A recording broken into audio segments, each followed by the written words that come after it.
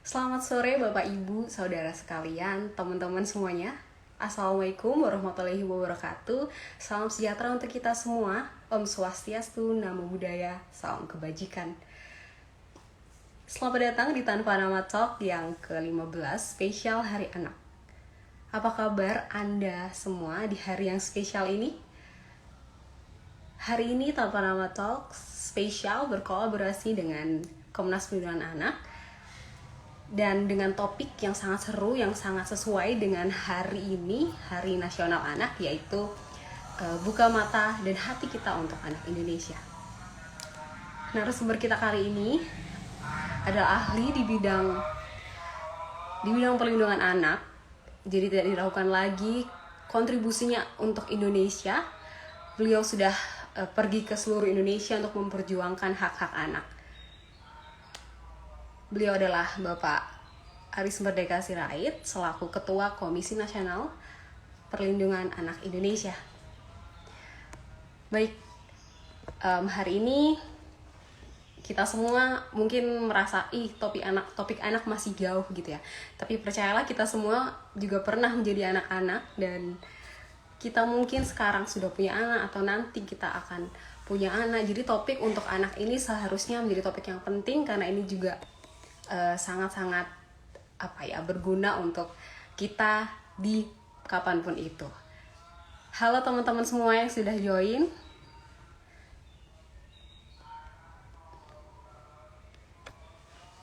Iya, bagaimana kabarnya? Boleh presensi dulu, ini dari mana aja nih? Sedang di kota apa misalnya? Ada Kak Utami, halo Kak. Baik teman-teman, kita akan undang pemateri kita, narasumber kita hari ini ya. Kita akan mulai.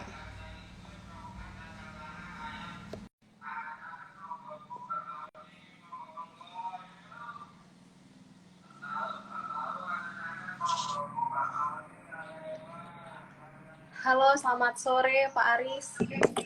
Selamat sore Mbak, selamat sore. Apa kabar? Selamat Hari Anak Nasional ya. Selamat Hari Anak Nasional. Saya kabar baik Pak.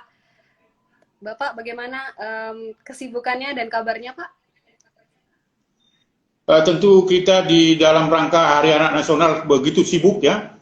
Selain melayani interview dari berbagai media, tetapi juga kita melakukan koordinasi dengan lembaga-lembaga perlindungan anak di berbagai daerah yang terus-menerus untuk digerakkan agar membuka hati, membuka mata untuk perlindungan anak yang terbaik bagi anak di seluruh Indonesia. Jadi selain kesibukan mendorong sahabat-sahabat kita peduli anak, stakeholder perlindungan anak di berbagai wilayah, tetapi juga melayani bagaimana memberikan informasi yang pas, informasi yang terkonfirmasi menyangkut tentang kondisi anak-anak di Indonesia. Baik, berarti Pak Aris ini sangat sibuk ya Pak. Kami berterima kasih karena Bapak mau meluangkan waktunya untuk live hari ini dan berjuang untuk perlindungan anak-anak di Indonesia Pak. Terima kasih ya Pak. Sama-sama. Sukses. Iya, baik Pak. Bagaimana Bapak di masa pandemi seperti ini Pak? Perubahan-perubahan yang Bapak alami mungkin secara personal? Iya, jadi saya kira memang situasi saat ini untuk Indonesia, khususnya anak-anak, tidak menguntungkan ya. Karena apa? Karena beberapa minggu yang lalu Indonesia telah memperingatkan bangsa ini bahwa COVID-19 varian baru Delta yang berasal dari India itu sedang mensasar klaster rumah tangga. Nah, tentunya anak-anak sangat rentan mendapatkan pengasuhan yang memadai, bahkan sangat rentan menjadi anak yatim piatu. Ya, sementara kita belum punya formulasi bagaimana memberikan vaksinasi terhadap anak-anak, walaupun 2 minggu yang lalu Bapak Presiden Jokowi telah memerintahkan semua jajarannya agar di Indonesia anak-anak berusia 12 sampai 18 tahun itu divaksin, karena varian baru Delta ini, pengalaman India, hampir 30 juta anak-anak menjadi yatim piatu, di mana serangan virus baru itu menghantam sendi-sendi rumah tangga. Nah, oleh karena itu dalam menghadapi virus baru ini, Komnas Perlindungan Anak saat ini sedang terus bekerja sama dengan pemerintah, elemen-elemen masyarakat, para peduli perlindungan anak untuk memberikan perhatian yang serius ya terhadap perkembangan virus corona varian baru ini yang saat ini menghantam klaster rumah tangga.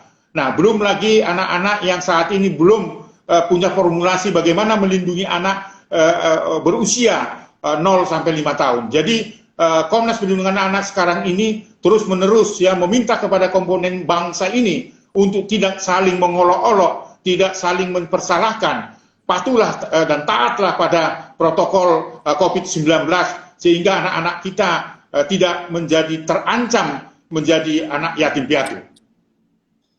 Baik, baik Pak. Dengar kabar kemarin Bapak juga sempat sakit ya Pak. Bagaimana kabar Bapak sekarang Pak? Iya, berdasarkan pengalaman yang sangat mengerikan itulah, maka saya berani menyatakan bagaimana bangsa ini dan semua anggota masyarakat memberikan perhatian yang serius dan taat pada protokol COVID-19.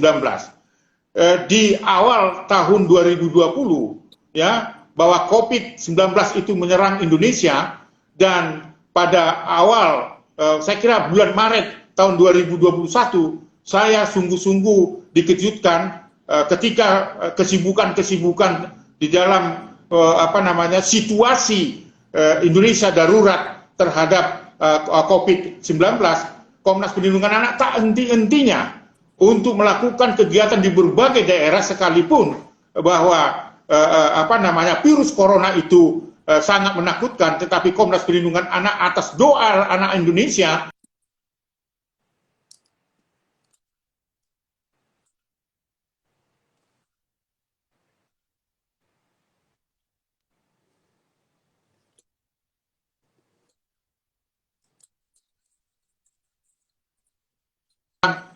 COVID-19 positif dan sempat dirawat selama 9 hari di rumah sakit Polri Kramat Jati dan pada posisi yang sangat emergensi.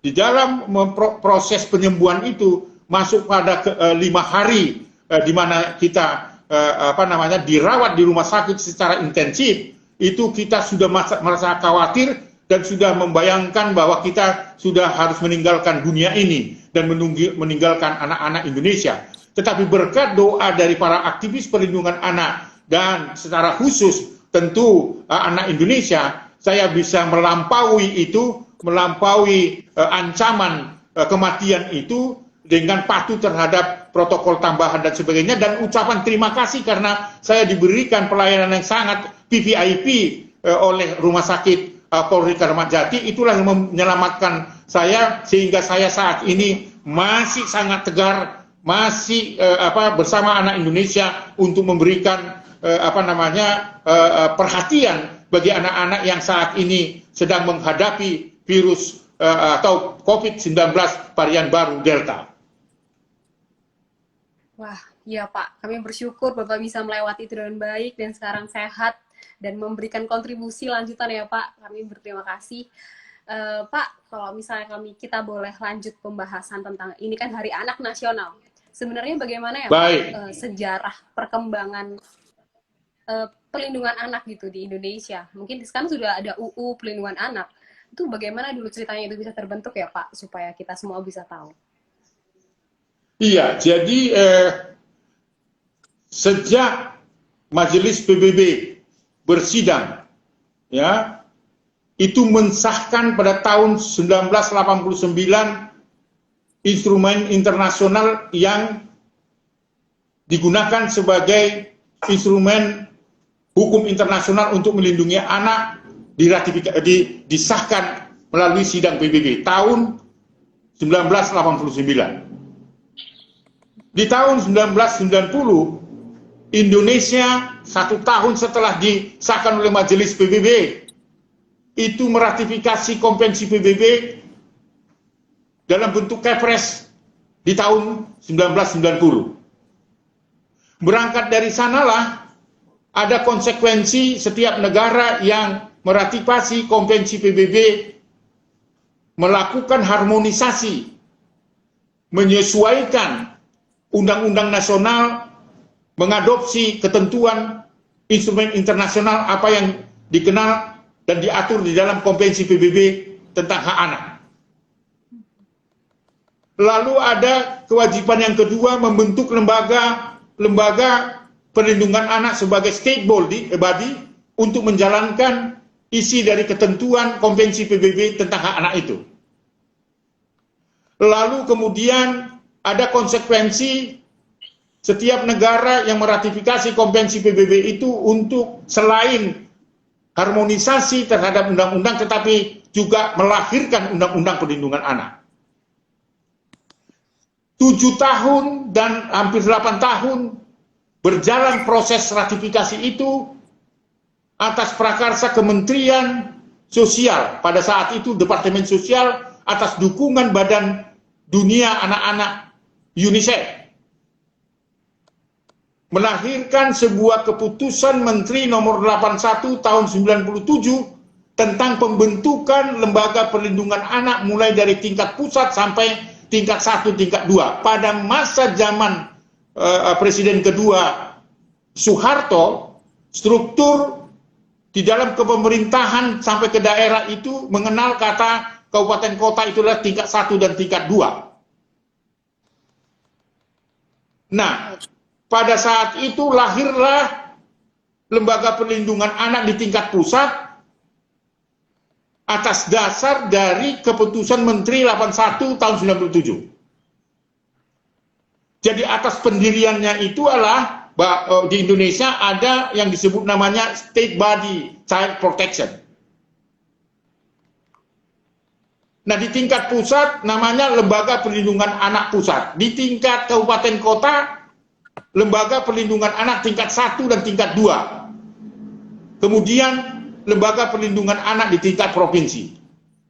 Ketika itu dikeluarkan dan diterbitkan oleh Kementerian Sosial, maka kerja Lembaga Perlindungan Anak membentuk di tingkat provinsi dan kabupaten kota. Namun dalam perjalanannya di awal tahun 98 itu terjadi reformasi politik.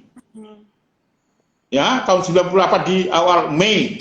Namun sebelum di Mei itu sudah ada struktur Lembaga Perlindungan Anak Pusat itu di mana saat itu diketuai oleh Ibu Uga Wiranto, di mana suaminya sebagai Panglima tertinggi, Panglima tinggi TNI waktu itu. Dan saya diangkat sebagai Direktur Pelaksana. Namun karena seperti yang saya katakan tadi bahwa di awal Mei itu terjadi reformasi, maka tuntutan dari masyarakat itu struktur birokrasi yang dibentuk tahun 97 di mana Ibu Uga Wiranto sebagai ketuanya direformasi, menjadikan dan ditetapkan di anggaran dasarnya bahwa Lembaga Perlindungan Anak adalah dasar pendiriannya Kementerian Sosial, tapi eksekusi dari Lembaga Perlindungan Anak itu adalah di dalam mukadimah dari anggaran dasar itu disebut Komnas Perlindungan Anak. Maka di dalam forum perlindungan anak yang pertama yang diperkarsai di Kemensos bersamaan dengan Hari Sumpah Pemuda, lahirlah dan disepakatilah bahwa eksekutor dari Lembaga Perlindungan Anak adalah Komisi Nasional Perlindungan Anak. Di sana sebenarnya berangkatnya mengapa kita mengenal Komisi Nasional Perlindungan Anak. Pada saat itu Komisi Nasional Perempuan juga belum ada pada masa-masa reformasi, dan akhirnya karena ada terjadi serangan seksual terhadap perempuan pada zaman reformasi itu, maka lahirlah Komnas Perempuan. Ya, jadi itu atas dasarnya adalah undang-undang yang dilahirkan, tetapi bentuknya bentuk kepres, ya, perlindungan perempuan dari korban-korban kekerasan itu sebenarnya, tetapi saat ini dikenal menjadi Komnas Perempuan. Nah, setelah ditetapkan menjadi Komisi Nasional Perlindungan Anak sebagai eksekutor dari Lembaga Perlindungan Anak Pusat, diberikan tugas dan tanggung jawab adalah meneruskan untuk melahirkan Undang-Undang Perlindungan Anak. Di akhir 2003, terbitlah Undang-Undang Perlindungan Anak atas prestasi besar dari Komnas Perlindungan Anak, termasuk di dalamnya adalah lembaga negara. Karena adalah kewajiban negara Indonesia dan negara-negara lain yang meratifikasi Konvensi PBB itu wajib untuk membentuk lembaga yang saya sebut tadi Child Protection Body, ya, lembaga negara untuk mengurusi perlindungan anak. Maka jangan heran di dalam Undang-Undang Nomor 23 tahun 2002 itu lahirlah di dalamnya itu untuk organisasi yang mengimplementasi gerakan perlindungan anak di Indonesia itu muncul, namanya pada saat belum disahkan undang-undang itu adalah Komisi Nasional Perlindungan Anak. Namun di tengah perjalanan ditilikung oleh kepentingan politik, pada pengesahan itu menghilangkan kata nasional dan menggantikan kata Indonesia. Maka jangan heran bahwa Komnas Perlindungan Anak adalah dua organisasi berbeda dengan KPAI. KPAI adalah telikungan dari apa yang sesungguhnya yang harus tertera di dalam Undang-Undang Perlindungan Anak yang akan disahkan di DPR pada masa itu adalah Komisi Nasional Perlindungan Anak, tapi karena ada kepentingan politik, kata nasional dikati kata Indonesia, maka nomenklaturnya sangat berbeda. Akhirnya setelah disahkan itu, maka ini menjadi dua organisasi berbeda. Nah, kami menyebutnya adalah lembaga pemerintah non-struktural.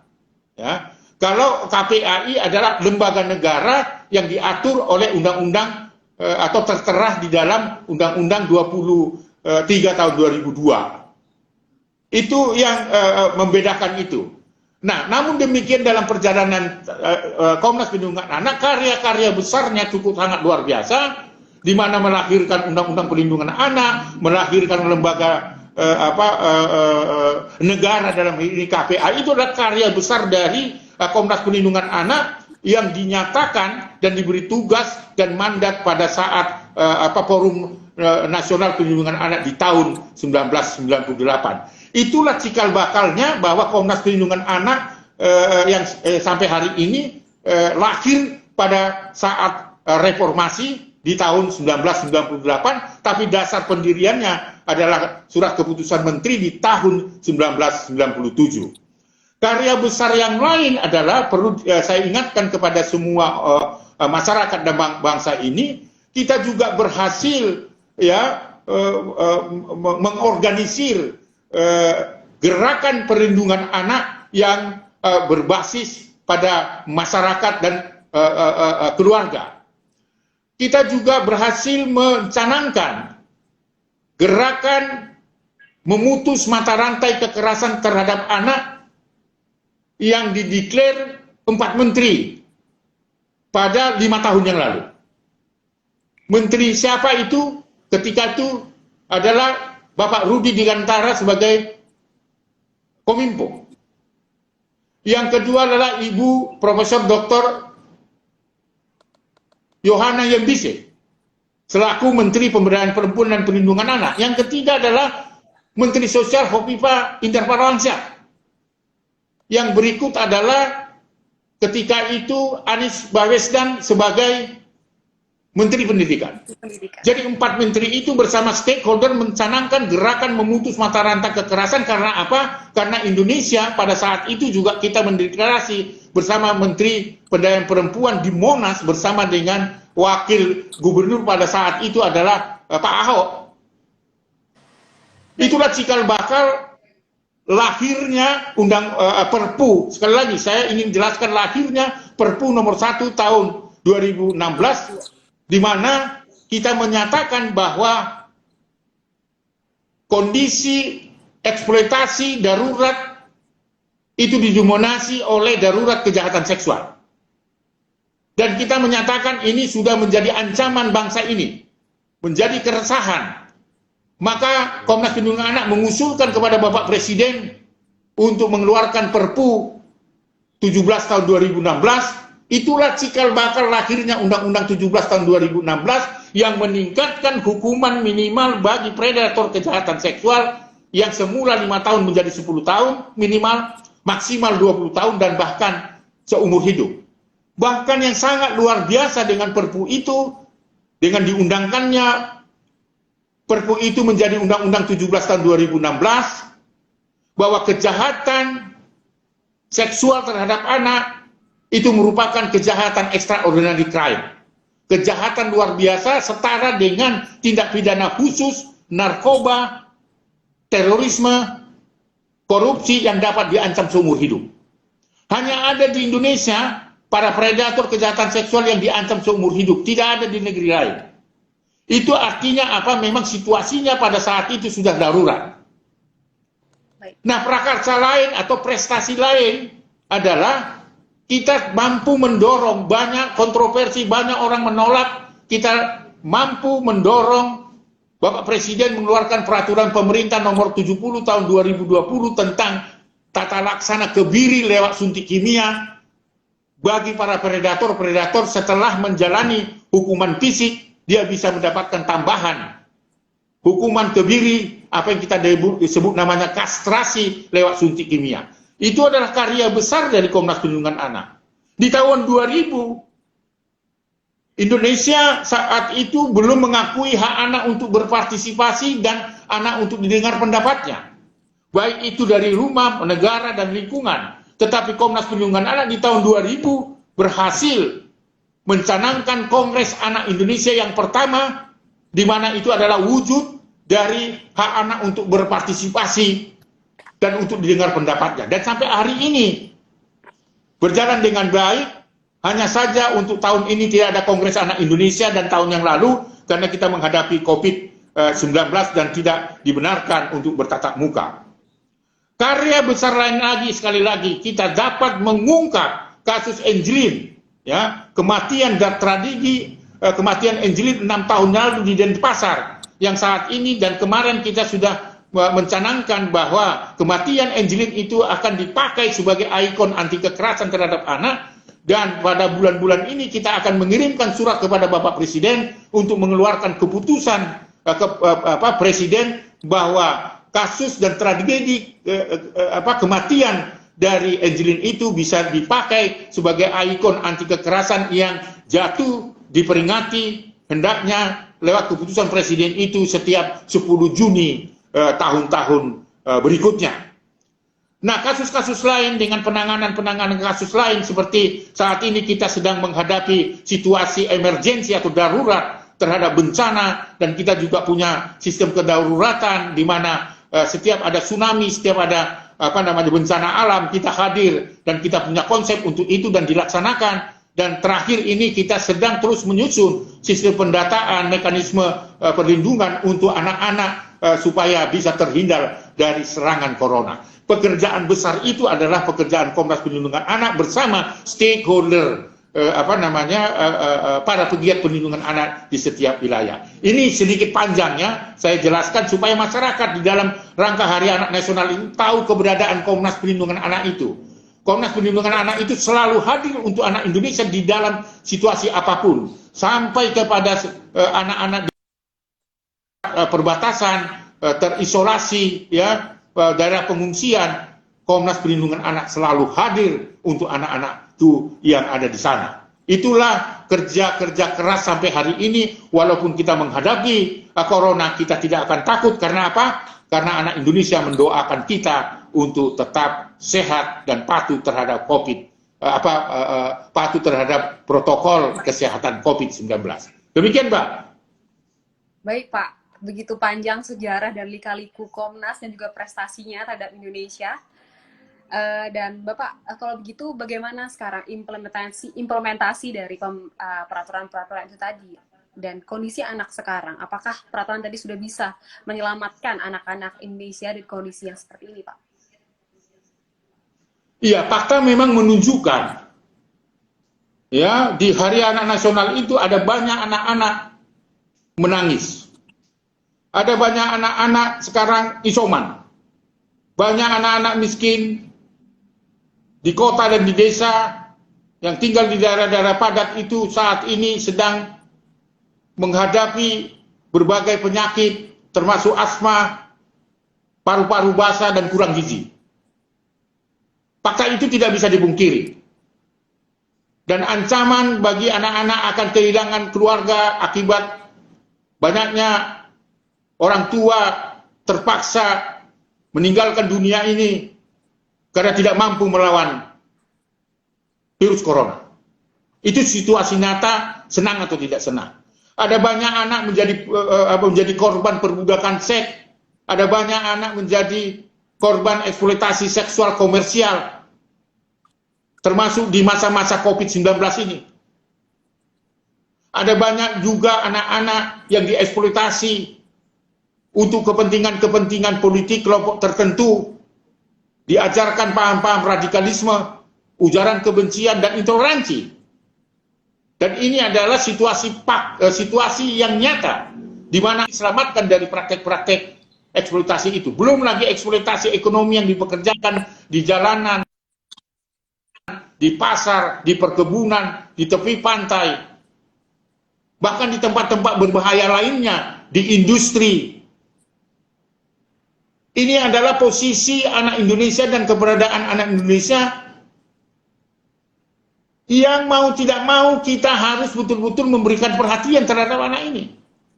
Belum lagi anak-anak yang ada di perbatasan daerah terpencil yang tidak punya akses untuk mendapatkan pendidikan, akses internet yang saat ini karena semua sekolah di rumah dengan sistem daring dan sebagainya. Ini situasi anak Indonesia. Belum lagi anak-anak yang saat ini ditelantarkan oleh kedua orang tuanya, saling rebut anak, menganiaya.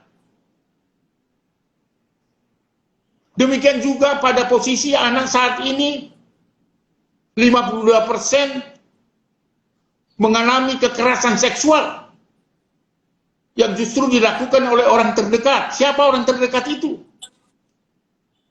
Ayah, bisa ayah kandung, ayah tiri, paman, di mana-mana terjadi berita.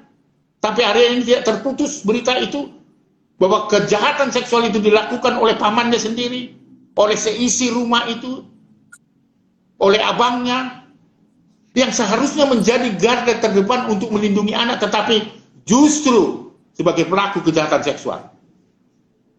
2.726 kasus yang dilaporkan ke Komnas Perlindungan Anak dimulai awal 2020 memasuki COVID-19 itu, 52% adalah didominasi oleh kejahatan seksual. Baik itu dilakukan oleh anak-anak berusia anak-anak maupun orang dewasa secara perorangan, tetapi ada juga yang secara bergerombol lebih dari 5 orang bahkan 11 orang. Itu yang kita kenal dengan kasus serangan persetubuhan geng rape. Geng rape ya Pak. Kejahatan seksual yang dilakukan secara bersama-sama dan sadar dilakukan untuk anak-anak. Setelah diperkosa, dihilangkan nyawanya dan dihilangkan jasadnya untuk menghilangkan Jejak.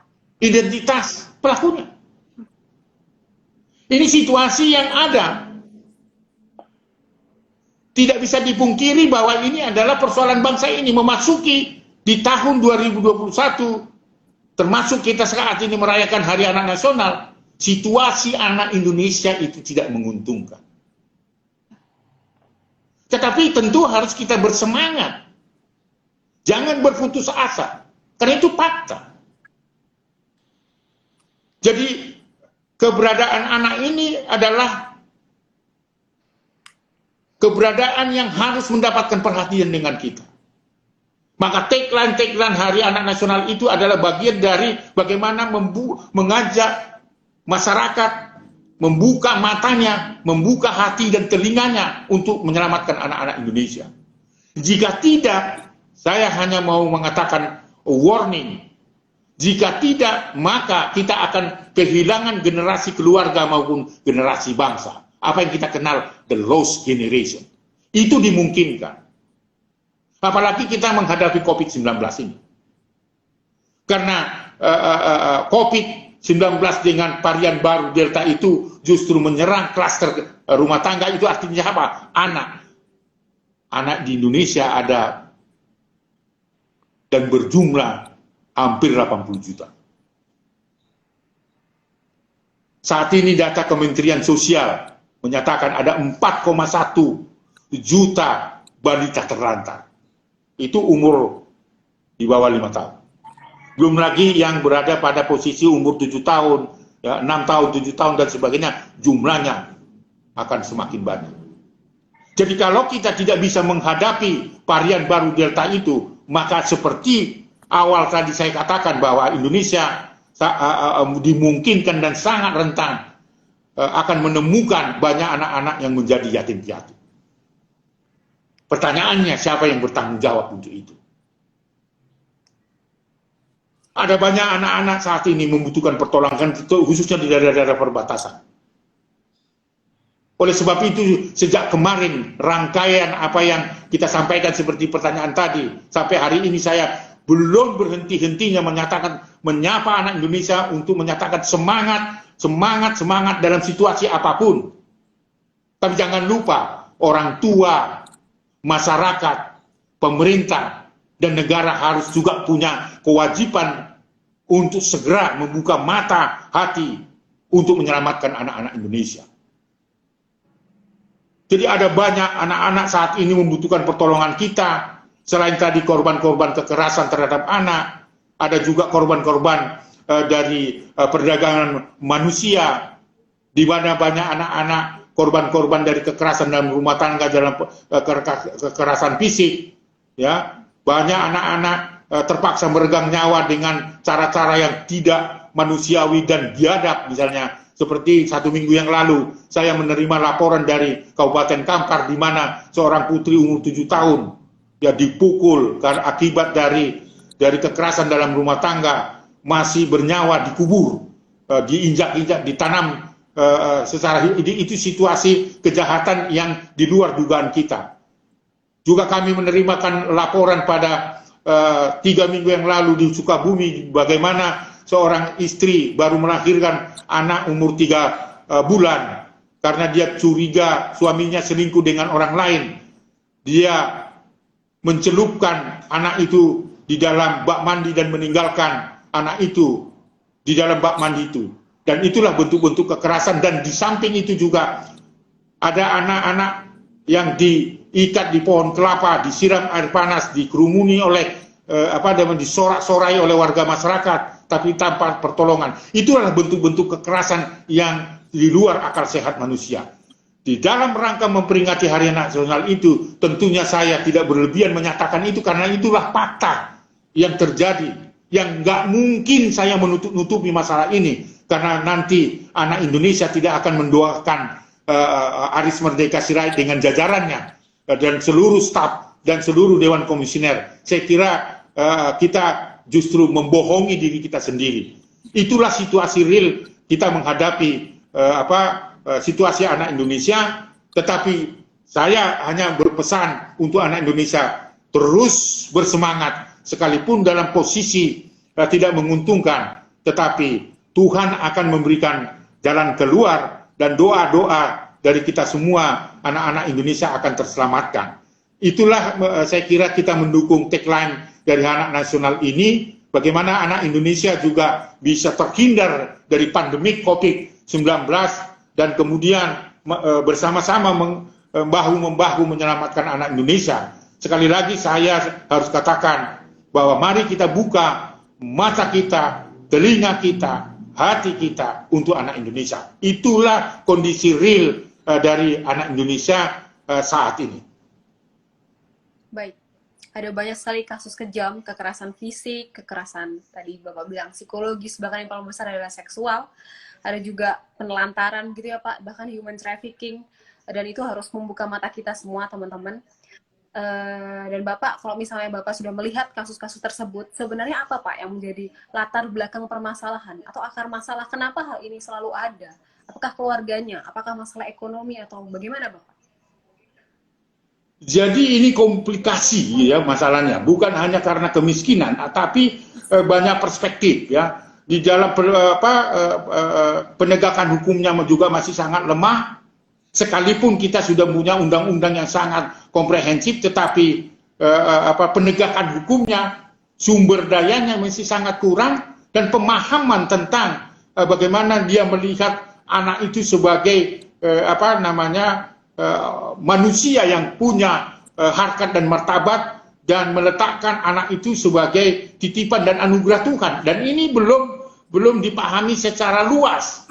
Jadi artinya bahwa ini komplikasi persoalannya. Belum lagi karena kemiskinan, ya, bahwa kemiskinan itu masih mendominasi di hampir 25 juta bangsa ini hidup dalam garis kemiskinan. Nah, tentu itu akan berdampak dalam pola pengasuhan, ya kan? Jadi akan berdampak pada pola pengasuhan. Lalu kemudian adalah selain penegakan hukum, kita masih dibentur-benturkan dengan budaya. Ya, misalnya apa? Misalnya karena ada adat kebiasaan kita, perkawinan usia anak itu dibenarkan dan sebagainya. Padahal di zaman milenial sekarang itu tidak ada lagi bisa dilakukan itu. Jadi masih kita belum bisa mencabut diri kita dari kebiasaan-kebiasaan yang tidak menguntungkan itu. Jadi banyak masalah-masalah yang ada di lingkar itu. Lalu kemudian kita dibenturkan dengan kebiasaan sebagian adat juga agama. Seolah-olah ya tadi itu bahwa perempuan itu subordinat dari laki-laki, misalnya seperti itu, ya, dalam hubungan perkawinan dan sebagainya. Jadi banyak persoalan-persoalan problem sosial. Itulah saya kira juga hambatan di dalam menghadapi COVID-19. Kita harus berubah dari hidup lama menjadi hidup baru. Itu sulit untuk kita bongkar. Tetapi itu tidak bisa menjadi persoalan dominan mengapa anak-anak terlanggar haknya. Tetapi dalam semua perspektif belum terbenahi dengan baik, sekalipun program-program pemerintah itu sungguh-sungguh kalau diimplementasikan itu bisa mendasar, ya, mendarat dan sebagainya. Tetapi penegakan hukumnya, sumber dayanya, kemauan kita, dan menganggap anak itu masih properti, menganggap bahwa kita punya otoritas terhadap anak kita, itu yang mempengaruhi bagaimana lambatnya gerakan perlindungan anak di Indonesia. Baik, jadi faktornya selain faktor penegakan hukum, tapi juga ada faktor ekonomi, sosial budaya, keagamaan, dan sebagainya itu tadi ya Pak ya, yang memang jadi lambat perjuangan kita. Lalu Bapak, kalau misalnya kita bahas lebih lanjut, karena tadi Bapak bilang bahwa kita nih punya darurat karena ada fenomena predator kejahatan seksual pada anak. Bagaimana Pak tentang fenomena itu? Sebenarnya apa yang terjadi dan apa yang sebenarnya perlu kita lakukan tentang ini? Saya kira data-data pelanggaran terhadap anak termasuk data di mana kejahatan seksual terhadap anak itu mendominasi di Indonesia. Lalu kita lihat siapa pelakunya. Adalah orang terdekat. Tidak jauh dari anak-anak itu. Oleh sebab itu, perlu gerakan perlindungan anak berbasis keluarga dan komunitas. Komunitas tidak bisa tinggal diam ketika terjadi kekerasan terhadap anak di lingkungannya yang dilakukan oleh keluarga. Maka gerakan perlindungan anak berbasis keluarga dan komunitas itu penting sekali untuk mengajak semua masyarakat yang ada di sekitar komunitas itu. Sehingga ketika melihat ada peristiwa pelanggaran terhadap anak, masyarakat tidak diam. Tetapi bergerak untuk menyelamatkan itu. Maka diperlukan sebuah gerakan perlindungan anak berbasis keluarga dan komunitas.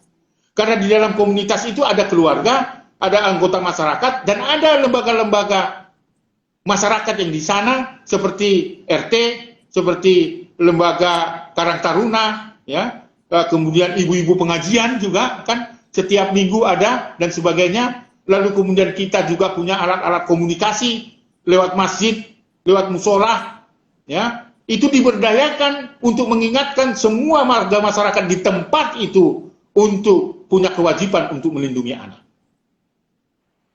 Tentu juga kita perlu melakukan gerakan reformasi terhadap penegakan hukum. Supaya apa? Supaya apa yang saya ceritakan tadi, kondisi real anak-anak kita itu dapat dieksekusi sehingga dari hari ke hari anak bisa mendapatkan perlindungan yang baik. Itu perspektifnya. Lalu yang terpenting juga kita harus mengubah paradigma pola pengasuhan. Yang jadi otoriter menjadi dialogis dan partisipatif. Kita saat ini masih ditanamkan oleh orang tua kita adalah sistem otoriter di mana orang tua kita itu menerima pendidikan dari ayah dan ibunya atau eyangnya anak-anak sekarang. Itu mau ditransfer di dalam zaman milenial nggak nyambung. Oleh sebab itu kita harus berani mengubah paradigma pola pengasuhan yang otoriter yang kita terima dari orang tua kita, lalu kita terjemahkan menjadi dialogis dan partisipatif. Lebih banyak mendengarkan persoalan-persoalan yang dihadapi oleh anak, bukan memaksakan kehendak apa yang ada di dalam pikiran orang dewasa yang tidak zamannya. Maka seringkali anak tidak betah di rumah. Anak-anak sering diam di rumah, tidak mengekspresikan dirinya, tetapi ditangkap oleh orang tua, diterjemahkan oleh keluarga, anak ini baik. Padahal di dalam diri anak itu bergejolak, bahwa dia memerlukan sebuah gerakan yang mengikuti irama milenial sekarang, dengan mengikuti dengan aplikasi-aplikasi yang sedang tersedia dan sebagainya. Saya kira itu penting kalau kita mau membangun sebuah gerakan anti kekerasan itu, kalau kita mau merubah paradigma pola pengasuhan dalam keluarga itu yang otoriter menjadi dialogis dan partisipatif. Artinya melibatkan anak, karena memang Undang-Undang Perlindungan Anak juga atau Konvensi PBB yang saya jelaskan panjang lebar tadi itu adalah diberikan kesempatan merupakan implementasi dari hak partisipasi anak untuk didengar pendapatnya. Saya kira pola pengasuhan itu yang perlu kita terjemahkan, maka betapa pentingnya parenting skill, ya, bukan hanya sekedar bagaimana membangun komunikasi hubungan suami istri, tetapi ada sebuah dasar dari membangun keluarga itu menjadi keluarga yang bukan saja golden family, tetapi menjadi platinum keluarga, supaya ketahanan keluarga itu bisa utuh dalam melindungi anak-anak. Saya kira demikian. Baik, berarti caranya sebenarnya harus menyeluruh mulai dari keluarga, yaitu mengubah pola asuh yang tadinya tidak sesuai dengan zaman ya Pak, dan membuat anak itu seolah-olah properti, itu harus diubah, harus melibatkan anak, lalu juga tidak hanya keluarga, tapi komunitas-komunitas yang lain di luar keluarga ketika melihat ada kekerasan anak yang dilakukan dalam keluarga, harus berani melapor, gitu ya Pak ya? Betul. Itu penting sekali, karena apa? Karena partisipasi masyarakat itu sangat diperlukan dalam rangka bahu-membahu memutus mata rantai kekerasan terhadap anak. Jadi kalau kita tidak bahu-membahu, kasus kejahatan atau pelanggaran anak bukan menjadi common issue komunitas misalnya, itu sangat sulit. Nah, oleh karena itu kan seringkali Komnas Perlindungan Anak dalam rangka melakukan deteksi dini, membangun kebersamaan itu, kita selalu bekerja sama dengan universitas dan pihak kepolisian, agar apa? Karena kampus itu harus menjadi dapur perlindungan anak, ya. Di sana adalah kalangan intelektual menggali intelektualitasnya, lalu kemudian setelah selesai itu mengimplementasikan dalam keluarga, dalam masyarakat dan sebagainya. Itulah yang kita sebut namanya gerakan perlindungan anak berbasis kampung, karena berbasis universitas, karena universitas atau kampus adalah dapur dari gerakan perlindungan anak. Baik, kampus adalah dapur dari gerakan perlindungan anak. Baik Pak, karena tadi seperti yang Bapak bilang bahwa ternyata pelaku kekerasan pada anak ini adalah sebenarnya keluarga mereka, bisa jadi, atau orang-orang terdekat, sehingga kita bisa bayangkan bagaimana psikologisnya anak. Dia menderita tapi dia tidak bisa melaporkan, dia tidak bisa speak up gitu. Bagaimana Pak dengan kasus-kasus seperti ini? Itu realita. Itu realita yang menghambat bagaimana anak mendapatkan perlindungan. Karena kasus kejahatan seksual misalnya, atau kasus-kasus kejahatan dalam lingkup keluarga, itu adalah kejahatan tersembunyi. Ketika anak mengalami kekerasan seksual di rumah dan dilakukan oleh orang tuanya, abangnya atau pamannya, ini sulit untuk dibongkar karena ini adalah merupakan kejahatan tersembunyi dan korban itu tidak akan pernah bisa melapor. Jadi intervensi yang sangat jeli itu dibutuhkan. Maka saya katakan bahwa ini bukan hanya sekedar gerakan fisik, tapi mata hati kita terhadap peristiwa itu membiarkan atau tidak. Karena ada banyak peristiwa, 3 orang anak itu bisa hamil karena serangan persetubuhan dari abang dan orang tuanya. 3 bisa tidak terlaporkan, padahal dia tinggal di daerah padat penduduk. Inilah yang menjadi kendala bagaimana kita melakukan intervensi terhadap kasus-kasus seperti ini. Jika kita tidak berani dan tidak mau pasang badan terhadap ini, omong kosong tidak akan pernah terjadi. Hanya statement di media mengatakan bahwa ilmu tentang forensik, tentang ini, tentang ini, tentang ini, tentang ini, namun tidak pernah bertemu dengan korban. Ini bohong namanya. Komnas Perlindungan Anak tidak pernah punya standar itu. Komnas Perlindungan Anak bisa berkomentar, memberikan masukan, dan jalan keluar ketika ketemu korban, bahkan ketemu pelaku. Ini persyaratan utama. Bukan hanya sekedar simpati, enggak. Tapi membuka mata hati kita untuk benar-benar menyelamatkan anak yang korban-korban kekerasan yang tersembunyi itu. Itu kendala. Jadi pertanyaannya apa kendala itu? Salah satu kendala. Karena kejahatan seksual, kejahatan terhadap anak itu adalah kejahatan tersembunyi. Padahal dia membutuhkan pertolongan yang cepat. Angeline di Denpasar tidak akan meregang nyawa jika gurunya, tetangganya, sesamanya itu bergerak maju dan menyelamatkan anak. Angeline tidak akan meregang nyawa. Dan kasus-kasus lain yang ada di Sukabumi, Sulawesi Barat, di DKI Jakarta. Tadi kita di Pamulang mendapatkan berita juga ada anak-anak diceburkan di dalam karena kemarahan orang tua, mungkin frustasi akibat kehilangan pekerjaan. Seorang balita dimasukkan dalam sumur, disembunyikan dalam sumur. Setelah peristiwa itu menyesal dan sebagainya, tidak ada gunanya. Lalu kemudian di Jambi terjadi bagaimana menghilangkan ponakannya karena korban kekerasan yang terus dilakukan secara berulang-ulang. Anak itu dikuburkan di dalam kebun yang jauh dari rumah dan sebagainya. Dan banyak peristiwa-peristiwa seperti itu. Dan itu adalah kasus-kasus yang tersembunyi yang sulit untuk kita lakukan jika kita tidak punya mata hati yang peduli terhadap anak-anak kita. Baik. Itu, Mbak. Baik, Pak. Lalu Pak, dari yang Bapak lihat gitu, apakah sebenarnya kasus-kasus yang sudah kita lihat atau kasus yang sudah diterima Komnas Perlindungan Anak itu sudah merepresentasikan kasus-kasus yang ada di Indonesia? Jangan-jangan ada sangat banyak lagi kasus-kasus yang belum diungkapkan atau yang mereka tidak berani speak up. Lalu bagaimana kita sebenarnya secara praktis kita bisa membantu itu seperti itu, Pak? Ya, situasi nyatanya memang bahwa hampir 80 juta anak itu adalah penduduk Indonesia adalah berstatus usia anak. Jadi tentu berbagai masalah. Bayangkan 80 juta. Kalau hanya dikerjakan oleh Komnas Perlindungan Anak, bisa nggak? Bisa selesai nggak itu? Nggak akan bisa.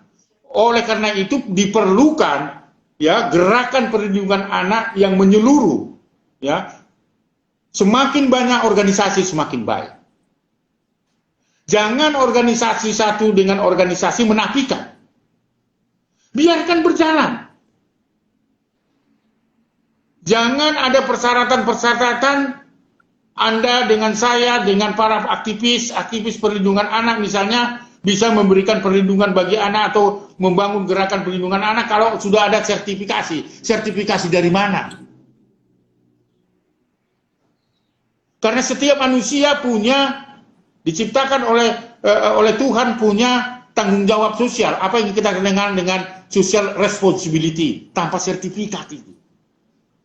Tapi ada kelompok tertentu yang menyatakan bahwa kita ini, para pegiat-pegiat perlindungan anak, bisa mendampingi anak-anak bermasalah kalau sudah punya sertifikat. Sertifikat itu ada di sini, Mbak. Bukan atas kertas. Dan tidak ada aturan itu. Oleh karena itu tadi yang saya katakan tadi, bagaimana kita supaya ini terjadi dan bergulir terus agar gerakan perlindungan anak terus tidak henti-hentinya, maka diperlukan komitmen bersama, diperlukan lembaga-lembaga, tumbuhnya lembaga-lembaga masyarakat, baik di tingkat desa sampai di tingkat provinsi dan sebagainya. Saya kira itu sangat penting untuk kita bangun. Inilah diskusi kita juga, bagaimana dialog kita ini dalam rangka mengajak semua. Saya Komnas Perlindungan Anak tentu terbuka untuk mengundang para relawan-relawan untuk hadir di Komnas Perlindungan Anak. Jadi jangan hanya sekedar diskusi dan bicara. Kalau saya diajak bicara sampai kapanpun nggak akan henti-hentinya. Tapi tentunya dengan hasil dialog kita ini, ya, dari hasil perbincangan ini saya undang, ya, menjadi volunteer dan relawan di Komnas Perlindungan Anak. Anda berlatar belakang dari psikolog atau punya keilmuan tentang pekerjaan sosial, hukum dan sebagainya, silakan bergabung dengan Komnas Perlindungan Anak. Jika itu bisa dilakukan oleh kawan-kawan dan hadir untuk membantu anak-anak, upahmu adalah di surga. Ya, upah itu ada di surga. Ya, saya kira itu penting sebagai manusia, karena kita mati itu nggak bawa apa-apa, Mbak. Betul, Pak. Bawa nama. Jadi kalau misalnya saya dipanggil Tuhan misalnya, Anda melayat saya, mungkin Anda tidak akan bertanya berapa mobil Pak Aris, berapa rumahnya. Tapi banyak orang bertanya kebaikan apa yang dilakukan oleh Pak Aris. Itu yang terpenting. Karena kita apalagi dengan corona sekarang, kita dinyatakan kalah melawan corona, langsung masuk ke rorotan sana. Tahu nggak rorotan di mana, Mbak? Tidak, Pak. Itu artinya sebuah peristiwa yang nggak mungkin, ya sudah, ayo kita lakukan yang terbaik bagi anak dalam rangka hari nasional. Mari ayo kita lakukan. Jika kita kalah dengan corona, maka kita akan segera mungkin tanpa dilihat oleh keluarga kita, tiba-tiba kita sudah di rorotan. Baik. Paham nggak rorotan mana, Mbak? Tahu, penjara ya, Pak. Rorotan itu adalah tempat orang-orang yang terserang corona dikuburkan tanpa keluarga. Ya. Mengerikan memang corona itu. Itu Mbak, ya itu guyon saja, tapi itu memang serius bahwa ternyata corona itu sangat kejam, menghilangkan interaksi sosial dari keluarga itu ketika dia menyerang tubuh kita. Baik. Iya, Pak. Kau akhirnya jadi terdiam karena mungkin waduh ini problem besar sekali dan sebagainya. Ya memang itulah kondisi anak Indonesia. Seorang Aris Merdeka Sirait tidak akan berhenti kalau kau tidak berhenti juga bertanya. Dan juga saya tidak akan berhenti membela anak kecuali dunia ini runtuh. Baik. Teman-teman, seperti yang Bapak tadi bilang ya, Pak. Social responsibility itu tidak butuh sertifikat di atas kertas, dan Komnas Perlindungan Anak sudah mengundang teman-teman semua. Tadi juga ada Ibu Mimi, ibu rumah tangga. Kalau boleh, katanya dia sebagai ibu rumah tangga mau juga menjadi relawan. Silahkan semuanya datang pada Komnas Perlindungan Anak untuk menjadi relawan, bahkan di tempat kalian sendiri. Kalian juga bisa di kota-kota kalian, di kecamatan kalian bisa melakukan hal-hal kecil yang bisa melindungi anak-anak Indonesia begitu ya Pak, di setiap kota dan daerah regional sebenarnya sudah ada Betul. ya Pak ya, Komnas dan Iya sudah. LPA ya Pak, Lembaga Perlindungan Anak gitu ya. Untuk lembaga perlindungan anak ada di beberapa kabupaten kota. Silakan. Kalau misalnya ada di Kutai Timur Barat, Kutai Timur dan sebagainya bisa di sana. Ada yang di Jabodetabek juga ada yang di Medan, ada di Makassar, ada di Batam, ada di Jawa Tengah dan sebagainya, itu bisa bergabung. Yang ada di Jabodetabek silakan datang ke Sekretariat Komnas Perlindungan Anak menjadi relawan, terbuka dan semua bisa melihat persoalan yang sesungguhnya apa yang sedang terjadi di Indonesia yang dialami anak Indonesia. Kami tunggu. Kami tunggu teman-teman. Baik, Bapak, tadi Bapak sudah sempat menyinggung jika kondisi ini terus tidak terkendali tentang perlindungan anak, maka akan ada yang namanya lost generation. Bagaimana Bapak, prediksi Bapak jika saat ini memang belum, kita tidak segera membuka mata, hati, dan telinga kita, menggerakkan tangan kita untuk berjuang untuk anak-anak, hal terburuk apa yang akan terjadi di Indonesia? Iya, jadi berangkat dari peristiwa apa yang saya ceritakan tadi, di banyak tempat ada persoalan-persoalan anak di Indonesia, jika itu tidak diatasi segera, ya, saya berpesan atas nama Dewan Komisioner dan lembaga-lembaga perlindungan anak di seluruh Nusantara ini, jika itu tidak dilaksanakan dengan baik, dan kita tidak membuka mata hati dan pikiran kita terhadap kondisi yang saya ceritakan, fakta yang terkonfirmasi yang saya sebutkan tadi, walaupun saya tidak bermain dengan angka-angka, tetapi saya bermain dengan situasional yang dialami anak-anak mulai dari daerah perbatasan, daerah terpencil, terisolasi sampai ke kota besar Jakarta ini membutuhkan pertolongan, membutuhkan gerakan bersama-sama. Jika tidak, ada dua hal. Kita akan kehilangan generasi dalam rumah tangga kita yang menjadi anak-anak yang bisa kita harapkan, tetapi kita juga bisa kehilangan generasi penerus bangsa, di mana anak-anak remaja, anak-anak yang sekarang ini adalah penerus dari negara kesatuan Republik Indonesia. Maka ancamannya, prediksi ke depan, jika itu tidak terjadi dan kita tidak mampu juga menangani COVID-19 varian baru dan varian-varian yang akan datang, maka kita tidak berlebihan. Saya mengatakan ini bukan provokasi, bukan agitasi, bahwa kita akan kehilangan generasi kalau kita biarkan itu. Karena apa? Karena anak saat ini adalah membutuhkan pertolongan, membutuhkan perlindungan dari semua pihak, mulai dari keluarga, mulai dari masyarakat, pemerintah dan negara. Ya, oleh karena itu, mari kita terus-menerus bergerak untuk menyuarakan, selamatkan anak-anak Indonesia dari pandemik kejahatan terhadap anak, bukan hanya pandemi virus COVID-19, bukan saja itu, tapi saat ini Indonesia sedang berada dalam situasi abnormal. Bukan saja terjadi pada waktu-waktu bulan-bulan yang lalu bahwa kita darurat kejahatan seksual secara nasional. Saat ini kita sudah masuk dalam tahap abnormal. Saya hanya mau mengingatkan pengalaman India harus menjadi pelajaran bagi kita. Jangan sampai nanti anak-anak di Indonesia itu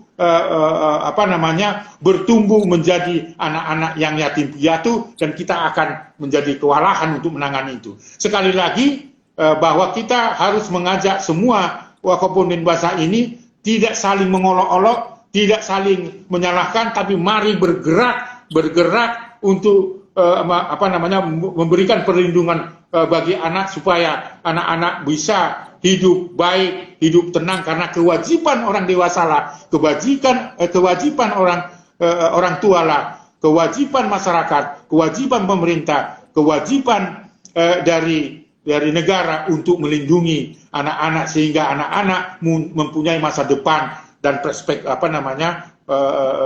masa depan yang lebih baik lagi untuk mengisi negara ini. Baik Pak. Baik, ini ada pertanyaan Pak dari Katrina SHG ya _ katanya ingin menjadi volunteer di sini Pak, apakah boleh? Lalu ada juga pertanyaan dari Stella Anggraini 14 katanya, Pak, kalau teman disabilitas jadi volunteer, apakah boleh? Bagaimana, Pak? Jawabannya. Saya kira semua orang, semua kemampuan itu bisa memberikan yang terbaik bagi anak-anak. Ya, saya kira tidak menghalangi disabilitas, punya kemampuan yang lebih dan sebagainya, tidak menghalangi untuk memberikan perhatian dalam gerakan perlindungan anak. Silakan untuk hadir di Komnas Perlindungan Anak. Mari kita berdiskusi, mari kita saling bahu membahu, menyatukan energi kita sehingga menjadi energi yang sangat luar biasa dan punya kekuatan untuk memberikan yang terbaik bagi anak-anak kita. Baik, teman-teman, jika ada pertanyaan yang lain juga boleh ditanyakan. Tadi sudah jelas Bapak menjawab bahwa siapapun kalian boleh ikut, kalian pasti punya kekuatan tersendiri untuk menolong anak-anak Indonesia. Untuk cara daftarnya, klik website dan hubungi Komnasnya ya Pak ya? Betul. Bisa menghubungi teman-teman, ada hotline-nya, bisa dicari di internet, atau juga bisa DM di Instagramnya. Begitu ya teman-teman? Boleh, silakan, terbuka saja. Jadi kita harus hadir di tengah-tengah kehidupan masyarakat, bahu-membahu ya. Saya kira orang per orang, lembaga dan sebagainya terbuka. Komnas Perlindungan Anak selalu hadir untuk anak Indonesia. Baik.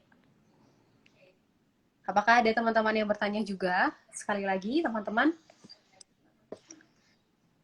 Ada pertanyaan dari Mimi. Pertanyaan itu bagaimana cara dan syarat kalau mau gabung jadi relawan? Saya antusias sekali kalau urusan anak, Pak. Begitu katanya. Sangat luar biasa, kita terbuka, silakan datang langsung berbincang, berkonsultasi dengan tim di Komnas Perlindungan Anak. Nanti akan dijelaskan, lalu kemudian apa syarat-syaratnya. Tidak berat syarat-syaratnya. Yang pertama adalah punya rasa simpati, punya kepedulian, dan anti kekerasan. Saya kira bisa datang segera di Komnas Perlindungan Anak.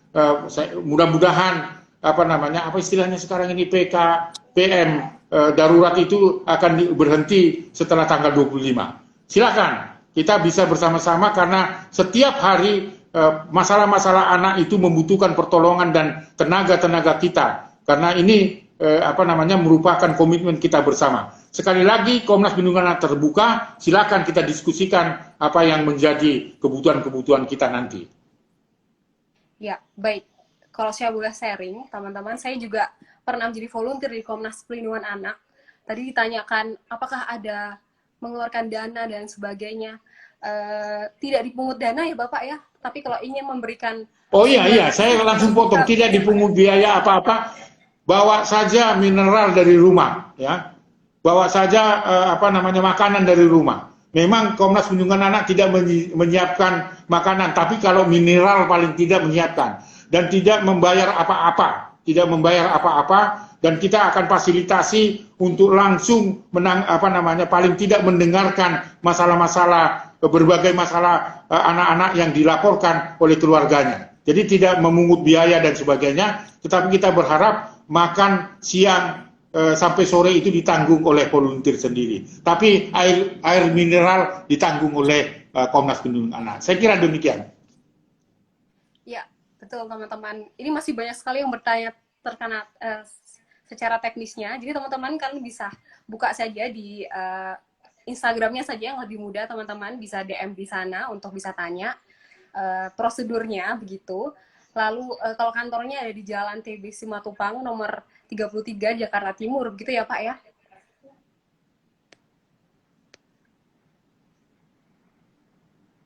Ini ada pertanyaan. Betul, ya.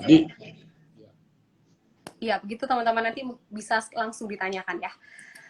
Ini ada pertanyaan Pak dari Utamiap _ Pak, bagaimana prosedur penanganan kasus untuk anak pada saat pandemi? Apakah offline ataukah online di masa PPKM ini?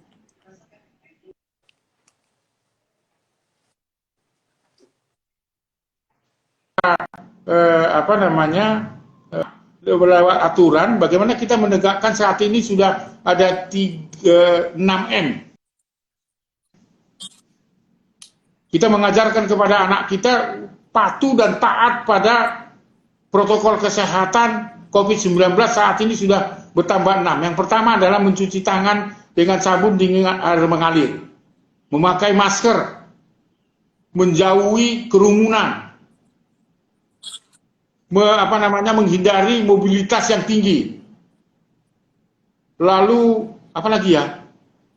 Ada 6 itu, ada 6 ya. Ya. Ini penting sekali untuk kita tanamkan kepada anak-anak kita. Karena saat ini varian baru itu menyerang anak-anak tentunya kan. Jadi kalau kita mau menghadapi virus corona itu harus kita mengajarkan kepada anak untuk 6 M itu supaya ditaati dan dijalankan oleh anak ini. Tetapi orang tua juga harus menjadi teladan. Jangan kita mengatakan anak pakai masker, orang tuanya tidak pakai masker kan gitu. Ini saya tidak pakai masker karena sendiri saya di sini. Iya, Pak. Kalau untuk prosedur penanganannya, Pak, di Komnas, kasus-kasus sekarang ini kan pasti banyak juga kekerasan pada anak masih berlaku. Lalu kita dibatasi oleh PPKM. Jadi bagaimana, Pak, penanganan kasus kekerasan anak? Saya kira kan tidak harus dilakukan tatap muka, bisa juga virtual dan sebagainya dengan mengirimkan data-data dan sebagainya. Ya itu memang ada kendala sebenarnya harus tatap muka dan sebagainya. Tapi karena kita harus menghadapi protokol kesehatan itu, maka bisa dilakukan lewat virtual, Zoom dan sebagainya. Saya kira bisa disiasati dengan baik. Saya kira tidak menjadi kendala, tetapi menghambat prosesnya iya. Baik, menghambat proses tapi tidak menjadi kendala ya teman-teman. Ini ada pertanyaan Pak dari Ervin Rizky _ di antara semua persoalan anak-anak yang paling urgent dan bisa merambat ke banyak orang. Terkadang kita tidak sadar dan persoalan hal kecil namun berdampak besar. Yang mana Pak kasus yang paling urgent? Terima kasih. Iya, saya kira saat ini kita sedang menghadapi seperti yang saya katakan tadi. Dari sejumlah pelanggaran-pelanggaran hak anak di Indonesia itu 52% itu mendominasi adalah kejahatan seksual yang dilakukan secara bersama-sama maupun secara perorangan. Dan bahkan itu dilakukan oleh orang terdekat dari anak yang kita ketahui bahwa kejahatan seksual seperti ini sulit sekali diintervensi karena merupakan kejahatan tersembunyi begitu. Maka tidak heran kalau Undang-Undang 17 tahun 2016 itu menyatakan bahwa kejahatan seksual itu merupakan extraordinary crime, kejahatan tidak pidana luar biasa. Ya, itu sebenarnya yang menjadi kendala-kendala kita. Karena kejahatan seksual itu merupakan kejahatan tersembunyi. Ini yang menjadi pengalaman Komnas Perlindungan Anak. Baik, jadi kekerasan seksual, kejahatan seksual itu yang paling besar dari Komnas Perlindungan Anak. Itu yang mendominasi sekarang, yang menjadi menakutkan. Di samping tentunya kita menghadapi serangan virus yang baru ini. Nah itu yang saya katakan, saya berulang-ulang, saya sudah hampir 3 kali mengatakan bahwa ada kerentanan bahwa anak akan menjadi anak terlantar dan anak menjadi yatim piatu. Angka itu akan semakin tinggi dan itu akan menjadi kewalahan bagi negara ini. Kalau kita merujuk negara India pada saat tertentu juga mendapatkan serangan virus yang sangat luar biasa, di mana data mereka ada 30 juta. Bayangkan di India ada 38 juta anak yang kehilangan orang tua. Dan Indonesia bisa terjadi dan sangat rentan untuk itu. Itu adalah problem yang sangat besar yang perlu diantisipasi. Jadi bukan hanya sekedar kasus pelanggaran, penelantaran dan sebagainya, tapi ini ancaman. Itu yang saya katakan tadi, bisa saja kalau ini dibiarkan maka kita akan kehilangan generasi penerus bangsa. Ya, baik Pak. Betul teman-teman, kasus kekerasan seksual ini sangat mengerikan juga di samping pandemi itu, karena dari sisi psikologis biasanya kekerasan seksual itu tidak berdiri sendiri, tetapi ada kekerasan verbal juga di dalamnya. Jadi ada kata-kata kasar yang dilontarkan, ada juga kekerasan psikologis pada anak. Jadi biasanya kekerasan seksual ini biasanya dia akan bertumpuk dengan kekerasan yang lain. Jadi ini sangat-sangat dampaknya sangat besar terhadap anak dan kita perlu membuka mata hati kita untuk mencegah dan mengatasinya. Tepat, sangat tepat. Betul. Teman-teman juga bisa lihat di live Instagram dari Psikologi Tanpa Nama di edisi yang ke-13. Di situ sangat jelas kita membahas tentang kekerasan pada anak sama seorang psikolog, Ibu Gisela. Pak, ini ada pertanyaan. Kasus SPI bagaimana Pak dari Cilunar Prilove? Bagaimana Pak? Iya, update-nya sampai hari ini dengan alasan bahwa diperpanjangnya PKPM darurat ini mengakibatkan kasus laporan dugaan kejahatan seksual yang dilakukan seorang pemilik sekolah Selamat Pagi Indonesia di Batu Malang semakin memperpanjang waktu parkirnya kasus pengaduan pelapor kejahatan seksual itu di Polda Jatim. Padahal sebenarnya dalam perspektif hukum tidak ada alasan apakah karena corona dan sebagainya, tetapi kasus jalan karena itu perintah undang-undang minimal 15 tahun proses penyidikan dan penyelidikan juga sudah harus dilakukan. Tahap pertama itu pelaporan atau penyerahan berkas kepada jaksa penuntut umum. Tapi sampai sudah 56 hari kasus ini parkir di Polda Jatim ya. Kemudian belum dilakukan juga gelar kasus, dan ini akan mempertambah kekhawatiran dari pelapor karena bisa diduga kasus ini bisa bergeser dari kasus pelaporan kejahatan seksual bisa berubah menjadi diarahkan ya karena lamanya parkir kasus ini di Polda Jatim menjadi kasus kejahatan eksploitasi ekonomi begitu. Dari kejahatan yang seksual yang berulang-ulang sangat serius itu. Kekhawatiran pelapor juga dan termasuk Komnas Perlindungan Anak semakin lama parkir kasus ini di Polda Jatim dengan alasan karena ada aturan PPKM darurat ini, maka dimungkinkan si pelaku atau terduga pelaku menghilangkan barang bukti ya. Bisa saja itu karena beberapa waktu lalu kan sudah terjadi konfrontasi terhadap mengkonfrontir maksud saya terhadap kesaksian terduga pelaku dengan korban kan menjelaskan di mobil, di tempat tidur, spraynya apa dan sebagainya itu bisa hilang barang buktinya. Yang ketiga kekhawatirannya Komnas Perlindungan Anak dengan pelapor juga dengan lamanya kasus ini dinaikkan menjadi tersangka terhadap terduga pelaku, maka bisa si pelaku itu juga kabur ke luar negeri kan begitu. Kalau sudah kabur itu akan mempersulit proses pemeriksaan. Jadi update-nya sampai hari ini sedang parkir di sana dan posisi korban saat ini sedang stres dan di bawah ancaman. Mengapa sekarang ini Lembaga Perlindungan Saksi dan Korban juga memberikan perlindungan bagi pelapor. Posisinya seperti itu sekarang.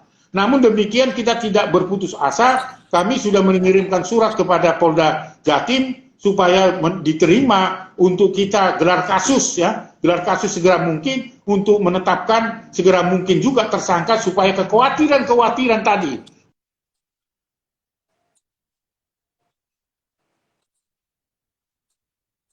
jadi eksploitasi ekonomi. Lalu yang berikut adalah kekhawatiran istilah di mafia hukum namanya ya, itu adalah masuk angin gitu. Jangan kasus ini menjadi masuk angin gitu. Nah, saya kira kekhawatiran itu wajar yang dirasakan oleh korban. Itu posisinya sekarang. Nah, lalu kemudian sekitar 2 minggu yang lalu kami juga sudah mengirimkan surat kepada Bapak Kapolri dan 2 hari yang lalu kami mengirimkan surat kepada Bapak Bareskrim untuk memberikan atensi terhadap lamanya parkir kasus dugaan kejahatan seksual yang dilakukan oleh salah seorang pemilik dan pendiri sekolah Selamat Pagi Indonesia yang ada di Kota Batu. Itu update-nya ya. Update-nya sekali lagi saya kira Komnas Perlindungan Anak memerlukan dukungan semua pihak supaya tabir kejahatan seksual yang terjadi di Sekolah Selamat Pagi Indonesia itu bisa terungkap dan pelakunya bisa mendapatkan hukuman yang setimpal dengan perbuatannya. Iya. Padahal korbannya banyak ya Pak, ada 40 kalau nggak salah ya Pak. Ya, sampai hari ini sudah terperiksa dan terkonfirmasi dan sudah diperiksa secara visum sudah berjalan atas rekomendasi Polda Jatim itu ada 14 orang dan belum ditambahkan lagi pengaduan-pengaduan melalui hotline yang dilayani oleh Polres Batu dan Humas dari Polda Jawa Timur. Saya kira jumlahnya akan semakin tinggi dan para pelaku-pelaku yang lainnya juga yang masuk dalam kategori eksploitasi ekonomi dan melakukan kekerasan fisik dan verbal juga perlu diperiksa dan perlu juga mendapatkan ganjaran sesuai dengan perbuatannya. Baik. Sebenarnya apa Pak yang terjadi? Kenapa kasus ini parkir begitu lama Pak? Ya itu tadi ada kekhawatiran tadi itu. Apakah dia masuk angin? Apakah kurang bukti? Kalau kurang bukti kan bisa minta penjelasan atau bukti-bukti yang bisa menguatkan sebagai alat bukti untuk diserahkan tahap pertama kejaksaan kepada korban. Komnas Perlindungan Anak juga tentu punya bukti-bukti yang bisa menguatkan itu. Nah, persoalannya adalah sampai hari ini terduga pelaku hanya ditempatkan dimintai keterangan sebagai saksi. Nah, padahal bukti-buktinya sudah cukup menurut prosedur hukum, dan yakin betul Komnas Perlindungan Anak bahwa dari keterangan saksi bisa ditingkatkan menjadi statusnya tersangka, sehingga tahap pertama penyerahan kepada jaksa penuntut umum sudah bisa diserahkan. Tapi persoalannya saat ini gelar kasus pun belum. Kita tinggal menunggu sekarang ini. Setelah tanggal 25 kita akan menagih janji Humas Polda Jatim yang menjanjikan akan melakukan gelar perkara. Mari kita tunggu demi keadilan bagi korban. Saya kira tidak bisa dan tidak boleh ada yang ditutup-tutupi. Betul. Baik. Teman-teman, kita doakan semoga kasus ini segera diselesaikan dan supaya tidak terjadi kasus-kasus serupa dimanapun di seluruh Indonesia, begitu ya Pak? Betul. Baik Pak, sebenarnya ini ada pertanyaan terakhir. Pertanyaan seperti ini Pak. Jadi bagaimana sebenarnya yang perlu diperbaiki supaya masa depan anak di Indonesia terlindungi dan Indonesia tadi bisa maju sesuai dengan tagline kita hari ini? Niat baik kita menurut saya, apa yang saya katakan tadi, harus membuka hati, membuka mata dan telinga kita. Lalu kemudian soal komitmen kita dan mental kita dan perspektif kita melihat anak itu penting. Apakah perspektif kita melihat anak sebagai properti? Apakah melihat anak itu dididikan kita berdasarkan kemauan kita sebagai orang tua? Saya kira ini harus diubah paradigma itu. Itu yang saya katakan. Maka kalau kita mau memberikan yang terbaik bagi anak, mari kita ubah pola pengasuhan kita terhadap anak kita bagi orang tua, masyarakat, pemerintah, dan negara. Berikan hati yang tulus bahwa anak adalah titipan dan anugerah Tuhan. Ini adalah perspektif teologi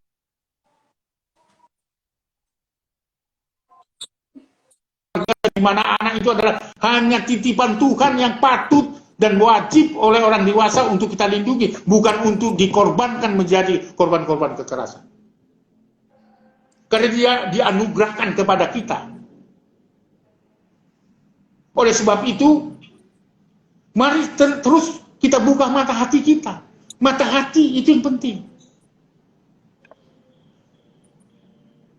Jadi menghadapi persoalan-persoalan anak harus terpanggil di dalam hati kita dan terpanggil atas iman kita. Anda beriman, tapi tidak berbuat, gak ada gunanya itu. Iya toh? Betul Pak. Itu saya kira perspektifnya ya. Sangat sederhana. Mari kita ubah pola pengasuhan kita yang otoriter menjadi dialogis dan partisipatif. Tempatkan anak adalah titipan dan anugerah Tuhan. Tempatkan anak adalah masa depan keluarga dan masa depan bangsa. Tempatkan anak adalah anak yang tidak mampu membela dirinya ya, dalam situasi apapun. Tempatkan diri kita adalah punya kewajiban untuk melaksanakan apa yang saya sebutkan tadi. Supaya hak-hak anak itu terlindungi. Sehingga anak menjadi anak generasi keluarga yang baik, yang sakinah itulah. Ya. Lalu kemudian menjadi masa depan bangsa ini. Saya kira demikian ajakan kita, tapi sekali lagi jangan lupa, Komnas Perlindungan Anak terbuka untuk kawan-kawan saya, sahabat-sahabat saya, untuk menjadi relawan di Komnas Perlindungan Anak. Tanpa pamrih, kami juga tanpa pamrih. Banyak lembaga-lembaga perlindungan anak di daerah juga tanpa pamrih. Oleh sebab itu, jika kita mau memberikan mata hati kita untuk menyelamatkan anak Indonesia, upahmu ada di surga. Upahmu ada di surga. Iya, saya kira itu ya. Saya kira itu yang ingin saya sampaikan. Nanti semakin panjang lebar, semakin bingung, kawan-kawan tidak bisa bertanya. Tetapi saya mau mengingatkan bagi kawan adik-adik saya yang masih di kampus, ciptakanlah kampus menjadi dapur gerakan perlindungan anak. Baik. Jadi seperti yang tadi Bapak bilang bahwa yang perlu diubah adalah yang mendasar, sederhana, yaitu paradigma sendiri, pemikiran tentang anak, lalu juga pola asuh itu yang salah. Itu yang harus diubah, teman-teman. Dari hal itu yang menjadi akar permasalahan supaya permasalahan tentang anak ini bisa kita selesaikan. Ada pertanyaan lagi, Pak? 2 pertanyaan terakhir sebelum kita tutup hari ini dari teman-teman. Ada dari Sidian Mardi. Pertanyaannya menyebut Hari Anak, apa yang bisa kita lakukan, terutama pemerintah lakukan, Pak? Jadi pemerintah lakukan terhadap Hari Anak atau perlindungan anak itu seperti apa gitu? Mungkin yang baru-baru ini seperti itu, Pak. Ya, saya kira apa yang seperti saya berulang-ulang katakan tadi, bahwa adalah tanggung jawab pemerintah sebagai eksekutif, ya, sebagai eksekutif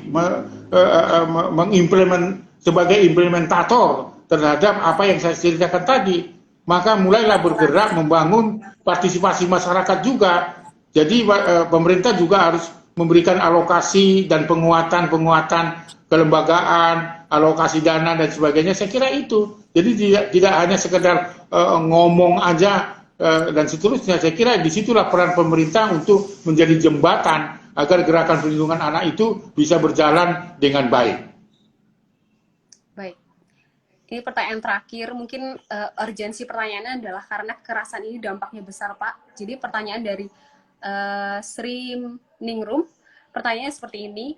Jika anak melihat kekerasan pada orang tuanya, apakah akan berbekas pada ingatannya hingga dewasa? Seperti itu, Pak. Jadi pengaruh. Sangat saya kira ya. Karena ketika orang tua mempertontonkan kekerasan, maka anak akan mencontoh kekerasan itu. Dia akan belajar dari kekerasan itu. Kalau orang tua terus mempertontonkan kekerasan dalam rumah tangga, maka anak akan meniru apa yang dilakukan oleh orang tuanya. Karena teladan adalah orang tuanya. Nah, ketika teladan itu mempertontonkan kebiasaan-kebiasaan, maka kebiasaan itu juga akan diimitasi oleh anak itu sendiri. Jadi janganlah kita memberikan contoh yang tidak baik terhadap anak, tetapi berikanlah yang terbaik bagi anak supaya anak juga melakukan yang terbaik bagi dirinya dan lingkungannya. Saya kira demikian yang harus ditanamkan nilai-nilai itu kepada anak kita. Baik, begitu besarnya peran keluarga ya, Pak? Sangat, maka saya selalu katakan bahwa perlu mereformasi atau mengubah paradigma pola pengasuhan yang otoriter itu menjadi dialogis dan partisipatif di masa-masa kita mendidik anak dalam milenial, termasuk bagaimana kita menghadapi virus corona yang kita tidak tahu kapan akan berakhir. Betul. Baik. Untuk teman-teman tadi yang masih kebingungan atau yang ingin tahu secara teknisnya untuk menjadi volunteer, tadi sudah diundang langsung oleh Bapak Aris Merdeka Sirait.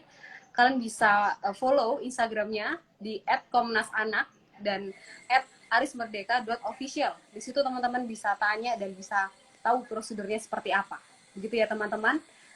Baik Pak, sepertinya ini adalah menjadi penghujung acara kita hari ini. Betapa pentingnya kita peduli, membuka mata, hati, telinga, dan menggerakkan tangan kita untuk peduli untuk anak-anak.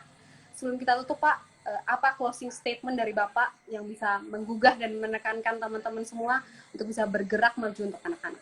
Silahkan, Pak Aris. Dalam rangka merayakan Hari Anak Nasional yang jatuh pada hari ini 23 Juli 2021, saya mengajak semua komponen bangsa ini sebagai kewajiban kita melindungi anak seperti yang saya ungkapkan, uraikan bahwa kondisi anak-anak di Indonesia suka atau tidak suka adalah dalam situasi buruk. Oleh karena itu, mari buka mata hati kita untuk menyelamatkan anak Indonesia. Anak terlindungi, Indonesia maju. Anak terlindungi, Indonesia maju. Terus tekankan itu teman-teman, diresapi dan terus dilakukan setiap hari dimanapun teman-teman berada. Bapak, kami mengucapkan terima kasih dari Psikologi Tanpa Nama dan teman-teman yang hadir juga sepertinya mengucapkan terima kasih kepada Bapak dan teman-teman Komnas Perlindungan Anak Indonesia yang sudah berjuang untuk anak-anak Indonesia. Terima kasih banyak Pak, sehat selalu. Tadi banyak sekali teman-teman yang mengapresiasi kerja Komnas Perlindungan Anak dan juga mendoakan supaya Bapak dan segenap tim selalu sehat dan berjuang selalu semangat untuk memperjuangkan perlindungan anak Indonesia, Pak. Iya, sekali lagi, anak terlindungi, Indonesia maju. Anak terlindungi, Indonesia maju ya teman-teman. Silakan itu digaungkan. Merdeka. Boleh sharekan itu ke semua orang-orang yang kalian kenal. Terima kasih Bapak, terima kasih juga buat teman-teman yang sudah hadir saat ini. Semoga kalian tidak berhenti di sini saja, tapi setelah ini kalian lakukan pergerakan, mendaftar volunteer, dan melakukan hal apapun yang bisa kalian lakukan untuk anak Indonesia. Baik, kalau begitu teman-teman kami tutup live kita hari ini. Begitu ya Pak? Oke, dadah.